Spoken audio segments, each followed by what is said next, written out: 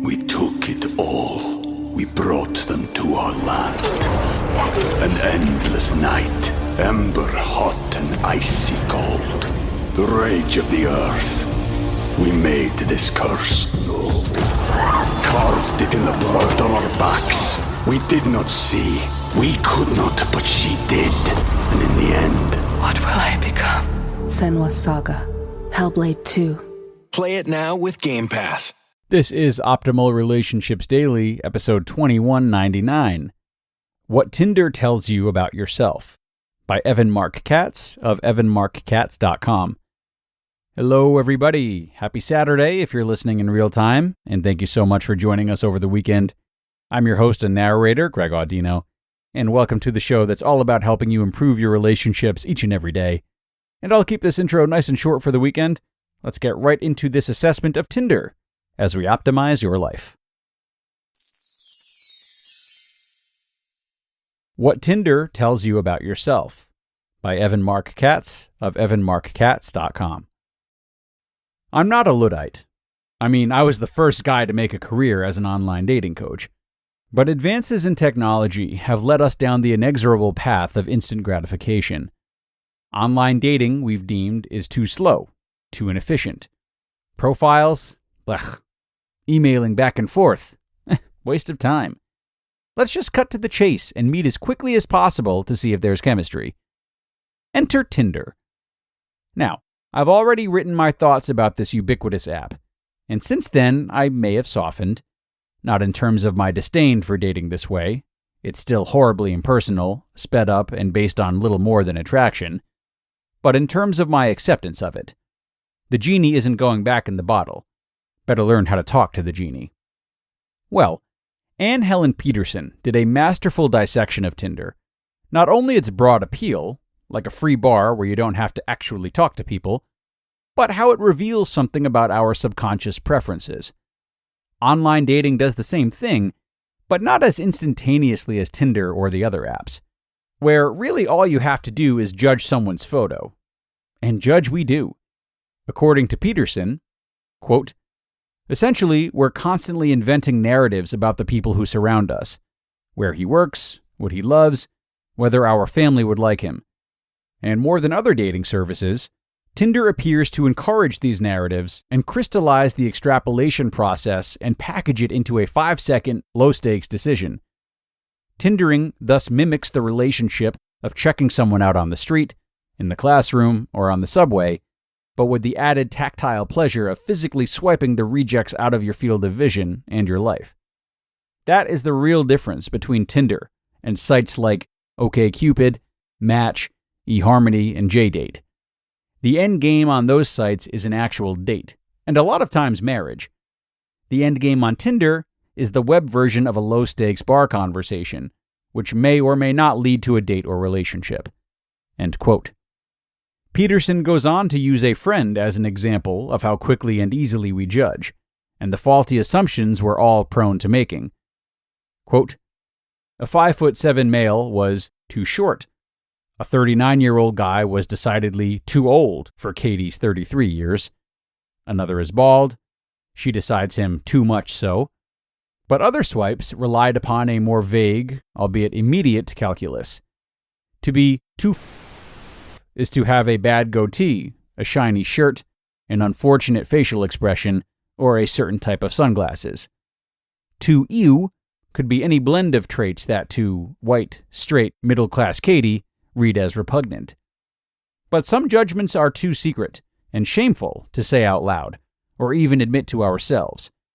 Katie never said, too not white, too poor, or too uneducated. We cloak those judgments in language that generally circles the issue. Nothing in common. He wouldn't like me. I can't see us together. Those statements aren't necessarily lies, but they're also not always full truths either, and often rely on overarching assumptions about what differences in race, class, education, and religion dictate not only in a relationship, but any interaction, romantic or otherwise. End quote. I went through this with Lori Gottlieb when she was writing Marry Him. A man in the suburban San Fernando Valley must be boring. A guy who likes Grateful Dead music must be a pot-smoking slacker. and so on. None of these are inherently true. They're just convenient assumptions we make to quickly disqualify people. Anyway, the author makes a very compelling case that the subconscious thing that allows us to reject some people and swipe right on others is none other than class, more so than race. Says Peterson, quote, Tinder is by no means the cause of this decline. It simply encourages and quietly normalizes the assumptions that undergird it. The Tinder speak of we'd have nothing in common, taken to its natural extension, bolsters and refines the idea of two Americas with distinct values and worldviews, two discrete factions with little impetus to support that which doesn't necessarily personally affect us or our class. Ultimately, this admittedly unrandomized sample seems to suggest that the raw idea of attraction, that knee-jerk thinking from the privates decision, has less to do with our unmentionable parts and much more to do with a combination of our deepest subconscious biases and with our most overt and uncharitable personal politics. And if that's the case, it's no doubt the reason why Tinder is so popular, addictive, and ultimately insidious. End quote. You just listened to the post titled, What Tinder Tells You About Yourself, by Marc Katz of evanmarckatz.com, and be sure to stay tuned for my comments right after this. We took it all. We brought them to our land. An endless night, ember hot and icy cold. The rage of the earth. We made this curse. Carved it in the blood on our backs. We did not see. We could not, but she did. And in the end... What will I become? Senua's Saga. Hellblade 2. Play it now with Game Pass. All right, and thank you to both Evan and the work of Anne Helen Peterson for comprising this article.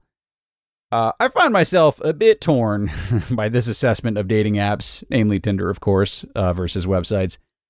As a fellow relationship enthusiast, I do understand Evan and Anne Helen's shared perspective that it would be nice to free ourselves from biases when dating and take a more open, committed, perhaps dignified approach, if that's what you want to call it. But at the same time, it's hard to argue against the nature of dating and daters, just letting it spread its wings. You know, biases vary, but they're natural.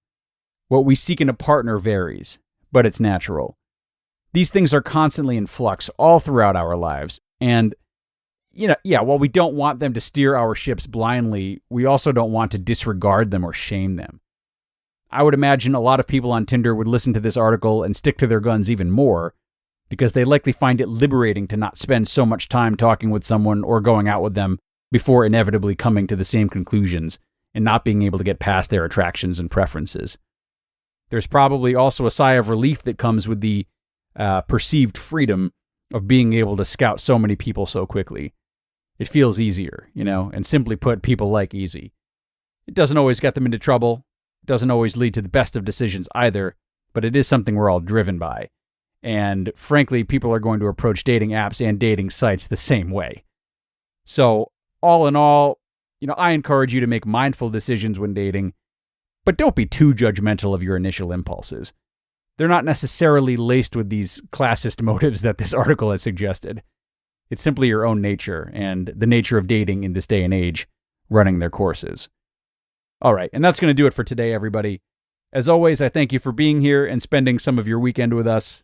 I hope you have a terrific rest of your Saturday, and be sure to come back and join us again tomorrow. That's where your optimal life awaits.